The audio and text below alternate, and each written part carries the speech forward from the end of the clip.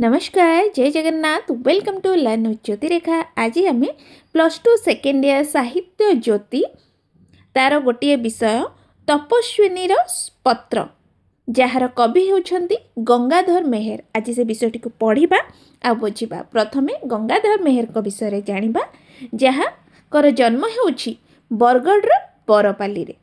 से विभिन्न प्रकार लेखा लिखिछंती जेमिति इंदुमती, कीचक बध, प्रणय बल्लरी, तपस्विनी, अर्घ्यथाली, कविता कल्लोर, उत्कल लक्ष्मी, रसरत्नाकर, पद्मिनी इत्यादि।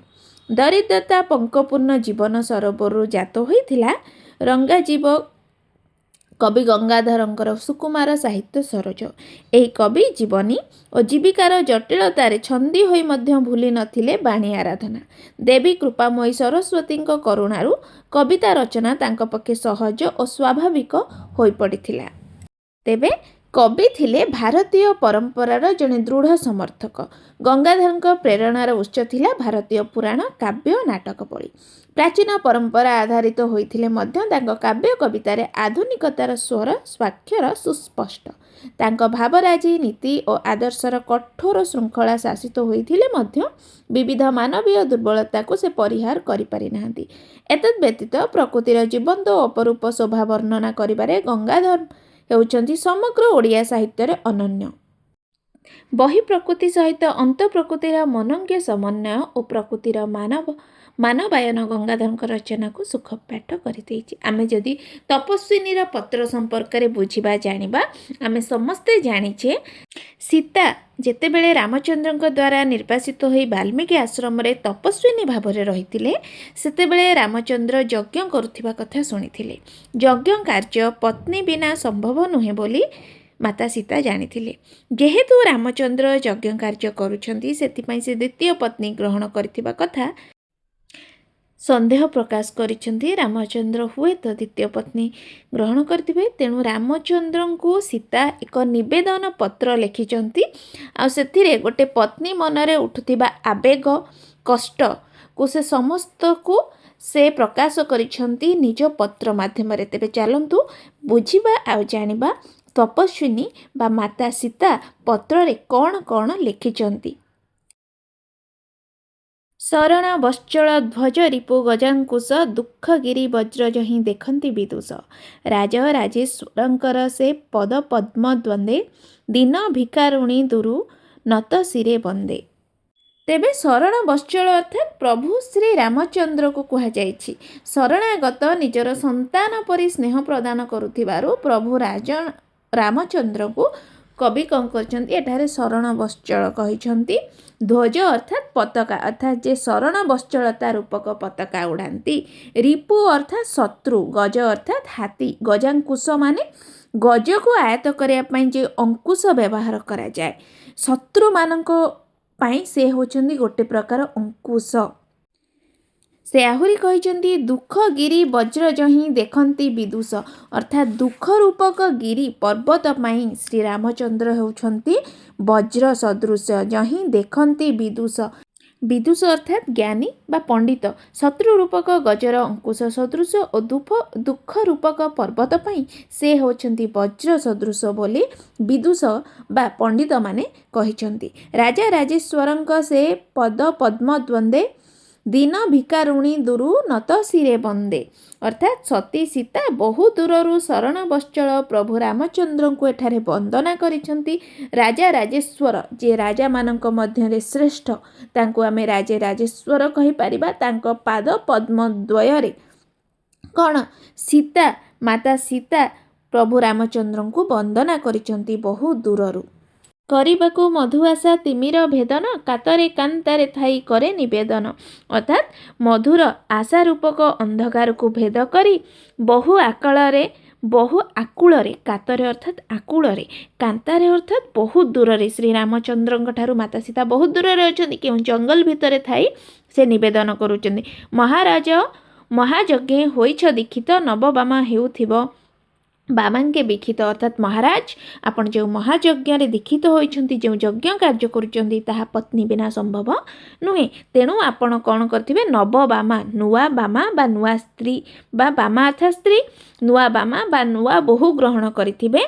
सीतांक परे जो नुआ ବୋହୂ ଆସିଛନ୍ତି ସେ ଆପଣଙ୍କ ବାମ ପାଖରେ ବା ବାମ କୋଳରେ ବା ବାମ ପାର୍ଶ୍ୱରେ କ'ଣ ଶୋଭା ପାଉଥିବ। ବିକ୍ଷିତ ଅର୍ଥାତ୍ ଶୋଭା ପାଇବା। ମୁଗ୍ଧ ବଧୂ ମୁଗ୍ଧ ହେବ ବୋଲି ସତଗୁଣ ବଢ଼ି ଯାଉଥିବ ତୁମ୍ଭ ସକଳ ସଦ୍ଗୁଣ। ଆଚରିତ ମହାଯଜ୍ଞେ କରିବ ପ୍ରଦାନ ଅଶେଷ ରତନ ଧନ କ୍ଷମ ବସ୍ତ୍ରମାନ। ଅର୍ଥାତ୍ ମୁଗ୍ଧ ବଧୂ ମାନେ ବଧୂ ଯେତେବେଳେ ଆମର ବିବାହ ଆମେ ପ୍ରସ୍ତାବ ପଡ଼ିଥାଏ ସେତେବେଳେ ଗୋଟେ ବଧୂ କ'ଣ ପୁତ୍ରର ବା ପୁଅର ଗୁଣ ଦେଖିକି ବିବାହ କରିଥାଏ। ସେ ସେୟା କହୁଛନ୍ତି ନବବଧୂକୁ ଶତଗୁଣରେ ବା ସହସ୍ର ଗୁଣରେ ମୁଗ୍ଧ କରିବା ପାଇଁ ତୁମେ ତୁମ ସକଳ ସଦ୍ଗୁଣ ଅଧିକାରୀ ରାମଚନ୍ଦ୍ର ତୁମେ ଅନେକ ମହତ କାର୍ଯ୍ୟ କରୁଥିବ। ଆଚରିତ ମହାଯଜ୍ଞ କରିବ ପ୍ରଦାନ ଅଶେଷ ରତନ ଧନ କ୍ଷମ ବସ୍ତ୍ର ମାନ ମାନେ ତୁମେ ମହାଯଜ୍ଞରେ କ'ଣ କରୁଥିବ ବିଭିନ୍ନ ପ୍ରକାର ଧନ ରତ୍ନ ଆଉ ପାଟ ଲୁଗା ସବୁ ଦାନ କରୁଥିବ ପ୍ରଦାନ କରୁଥିବ ବା ଦାନ କରୁଥିବ। କ୍ଷମ ବସ୍ତ୍ର ମାନେ ପାଟ ଲୁଗା। ସିଦ୍ଧ କାମ ହେବେ ତହିଁ ଅର୍ଥି ସମୁଦାୟ ମୋ ମାନସେ ଭିକ୍ଷା ଏକ ହୋଇଛି ଉଦୟ। ଏଛାର ଭିକ୍ଷାରେ ନାଥ ନହେବ କୃପଣ ଦୟା ରତ୍ନମୟ ଦାନ ବାରିଧି ଆପଣ। ତେଣୁ ଆମେ ଯେଉଁ କାମ କରୁ ଯେଉଁ ଯଜ୍ଞ କାର୍ଯ୍ୟ କରୁ ତାହା କୌଣସି କାମନା ଅର୍ଥରେ ଆମେ କରିଥାଉ ବା ମନବାଞ୍ଛା ପୂର୍ଣ୍ଣ ହେବା ପାଇଁ ଆମେ କରିଥାଉ। ସିଦ୍ଧ କାମ ହେବ ତହିଁ ଅର୍ଥି ସମୁଯାୟ ଯେ ଅର୍ଥର କାମନା କରନ୍ତି ତାକୁ ଅର୍ଥି କୁହାଯାଏ। ମୋ ମାନସେ ଭିକ୍ଷା ଏକ ହୋଇଛି ଉଦୟ ମାନେ ମୋ ମାନସ ପଟରେ ବା ମୋ ମନ ଭିତରେ ଗୋଟେ ଛୋଟ ଭିକ୍ଷା ମାଗିବା ପାଇଁ ମୋର ମଧ୍ୟ ମନରେ ଆଶା ଅଛି ବା ଉଦୟ ହେଇଛି। ଏ ଛାର ଭିକ୍ଷାରେ ନାଥ ନହେବ କୃପଣ କାରଣ ତମେ ଯେହେତୁ ବଡ଼ ଦୟାବାନ ବ୍ୟକ୍ତି ବହୁତ କିଛି ଦାନ କର ତମେ ଦୟାର ସାଗର ଦୟାର ସମୁଦ୍ର ତେଣୁ ଦୟା ରତ୍ନମୟ ତମେ ସବୁ କିଛି ତେଣୁ ମୋର ଏଇ ଯେଉଁ ଛାର ଭିକ୍ଷାରେ ନାଥ ହେ ପ୍ରଭୁ ତମେ କୃପଣ କରିବ ନାହିଁ ବା କୁଣ୍ଠାବୋଧ କରିବ ନାହିଁ କାରଣ ଆପଣ ହେଉଛନ୍ତି ଦୟାର ସାଗର। ମୁଁ କିଏ ତା ଜାଣିବାର ନୁହେଁ ଆବଶ୍ୟକ ସଦା ତୁମ୍ଭେ ତାପସଙ୍କ ଅଶାନ୍ତି ନାଶକ। ତାପସକୁ କିଛି ତୁମ୍ଭ ନଥାଏ ଅଦେୟ ମୁହିଁ ତପସ୍ୱିନୀ ମୋତେ ନ କରିବ ହେୟ। ଏଠାରେ ତପସ୍ୱିନୀ ମା ସୀତା କହୁଛନ୍ତି ମୁଁ କିଏ ତା ଜାଣିବା ତୁମେ ଆବଶ୍ୟକ ନାହିଁ। ସଦା ତୁମ୍ଭେ ତାପସଙ୍କ ଅଶାନ୍ତି ନାଶକ। ତାପସ ମାନେ ଯେଉଁମାନେ ତପ ଆଚରଣ କରନ୍ତି ତପସ୍ୱୀମାନଙ୍କୁ ତାପସ କୁହାଯାଏ। ତାଙ୍କର ଅଶାନ୍ତି ନାଶକ ମାନେ ତାଙ୍କୁ ଯାହା ଦରକାର ତାଙ୍କୁ ସବୁ ତୁମେ ପ୍ରଦାନ କରିଥାଏ। ତେଣୁ ତାପସଙ୍କୁ କିଛି ତୁମ୍ଭ ନଥାଏ ଅଦେୟ ତୁମେ ସବୁ କିଛି ପ୍ରଦାନ କରିଥାଅ ଏମିତି କିଛି ନାହିଁ ଯାହା ତମେ ତାଙ୍କୁ ମନା କର। ମୁନି ଋଷିଙ୍କୁ ଦାନ କରିବା ପାଇଁ ପ୍ରଭୁ ରାମଚନ୍ଦ୍ର ସର୍ବଦା ମୁକ୍ତ ହସ୍ତରେ ଦାନ କରିଥାନ୍ତି। ତେଣୁ ସୀତା କହୁଛନ୍ତି ମୁଁ ହିଁ ତପସ୍ୱିନୀ ମୋତେ ନ କରିବ ହେୟ। ମୁଁ ଯେହେତୁ ଗୋଟେ ତପସ୍ୱୀ ମୁଁ ବି ତପସ୍ୟା କରୁଛି ମୁଁ ତେଣୁ ତପସ୍ୱିନୀ ତେଣୁ ମୋ ମନରେ ଯେଉଁ ଭିକ୍ଷା ପାଇଁ ଆବେଗ ଉଠିଛି ତମେ ତାକୁ ମନା କରିବ ନାହିଁ ବା ହେୟ ମନେ କରିବ ନାହିଁ। ଯେ ହୋଇଛି ଆଜି ତୁମ୍ଭ ଅଙ୍କର ଭାଜନ ଭକ୍ତି ଭରେ ଦେଖୁଥିବେ ଜଗତର ଜନ। ପୂର୍ବେ ସେହୁ କରିଥିଲେ କେଉଁ ଘୋର ତପ କେଉଁଠାରେ କେତେ କାଳ କେଉଁ ମନ୍ତ୍ର ଜପ।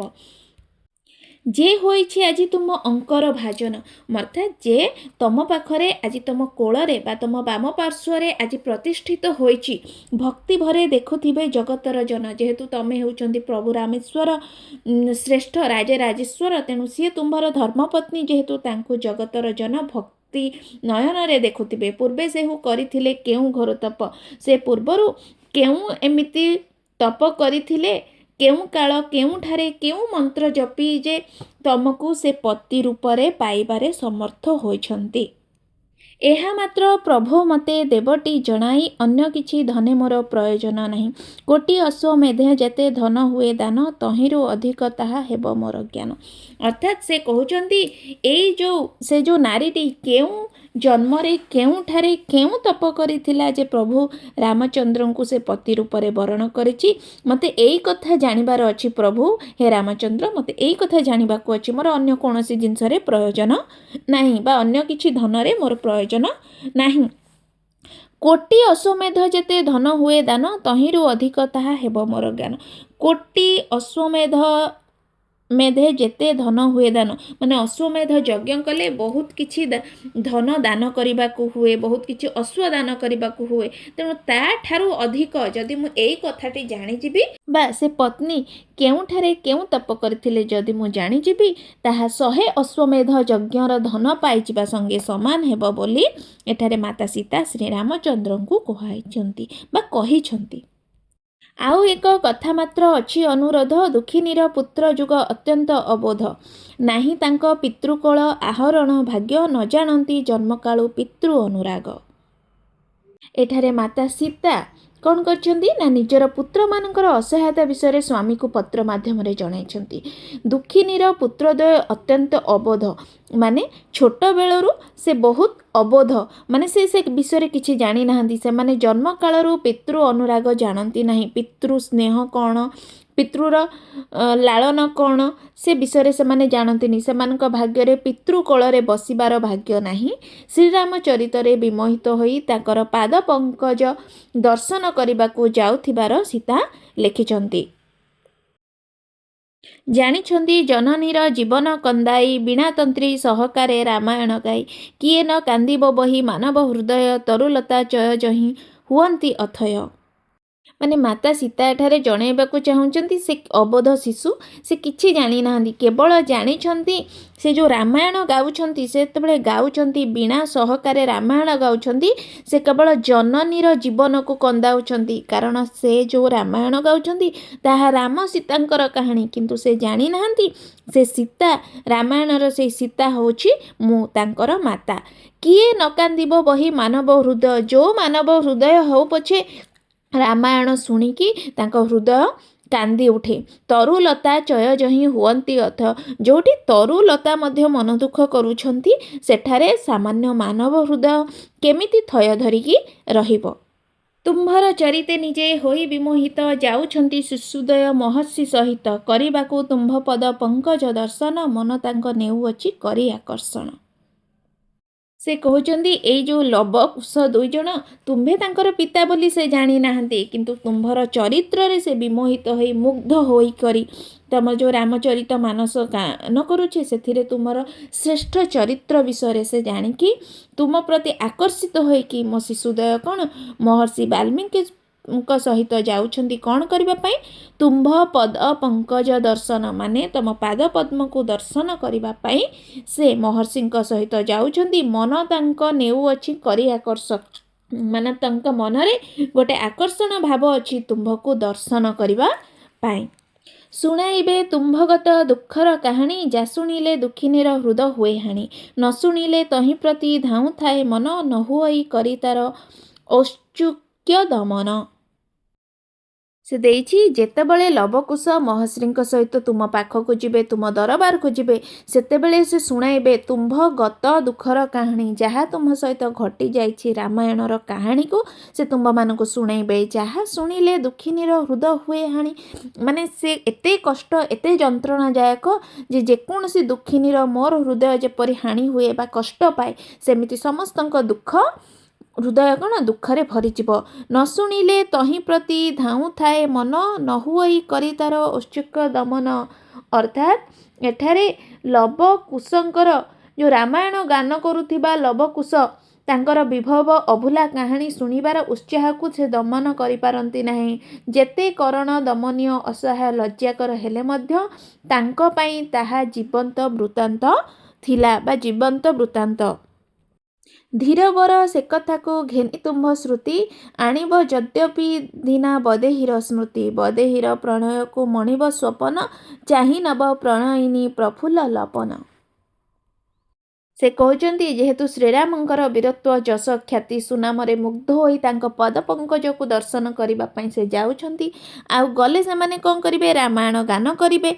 आणिब यद्यपि दीना बदेहीर स्मृति, जेतेबेले से रामायण गान करिवे सेतेबेले तमर वैदेहीर स्मृति तम प्रच्छद पटरे उंकी आसीबो। ब्रदेहर प्रणय को मणिब संबन माने ए सीतार जो प्रेम थिला जो प्रणय थिला जदि तमर से मने पड़िबो ताहा तुमे स्वप्न परि भूली जिवो। काहेकि भूली जिवो? चाहि नब प्रणयिनी प्रफुल्ल लपन। अर्थात तमे तम नवविवाहित पत्नीर सुंदर मुह को देखिकी ए बदेही की तुमे भूली जीव। लेखुथांती पत्र सती हृदय विकले पत्र धौत हेउथाए नयनर जले आउ कि लेखिबी बोली भाबुथिले बसी आसीगले कुशलभ मुदे हसी हसी। अर्थात जेतबळे पत्नी विकल होइकी शुणिले जे रामचंद्र यज्ञ करुछंती आ यज्ञ पत्नीर कार्यक्रम निहाती दरकार पत्नीर उपस्थिति निहाती दरकार जेहेतु मु एते दूर रे अछि काले से नवपत्नी धारण करिछंती ए जो हृदय विकल तांकर हेची से पत्र धत हेउथाए नयनर जले माने पत्र लेखिला बेले तांकर आखिरु अश्रु झरुथाए आउ को लेखिबी बोली भाबुथिले बसी आउ कौन कौन एमती मने पकई से निज रामचंद्रଙ୍କ पाखକୁ लेखिबे भाबुथिला बेले सेते बेले लव कुश मुदे हसी हसी माने हल्का हसरे आनंदरे से माँ पाखକୁ फेरी आसीचंती। आमे जदि निज जीवन रे देखिबा जेते बेले माँ माने लुचेई लुचेई कांदु थांती कोनोसी विषय रे जेतेबेले से तांको पिला को देखि दियंती बा छुआ को देखि दै थांती से तांकर अश्रु पोछि दै थांती एवं पिलांको खुशी रे खुशी हेई थांती बा पिलांको आखि को देखि निजर दुख मध्य से भूली जाई थांती। एठारे सेपरी जेतेबेले माता सीता लेखुचंती प्रभु श्री रामचंद्र उद्देश्य रे सेतेबेले लवकुशंकर आगमन होईची आ लवकुशंको देखि से तांकर लेखा बंद कर दैछन। आशा करछि वीडियोटी भल लागिथिबो भल लागिले लाइक शेयर करिवो निज सांग मानक सहित शेयर करिवो पुणी देखा गोटे नुआ वीडियो रे रहुछि धन्यवाद।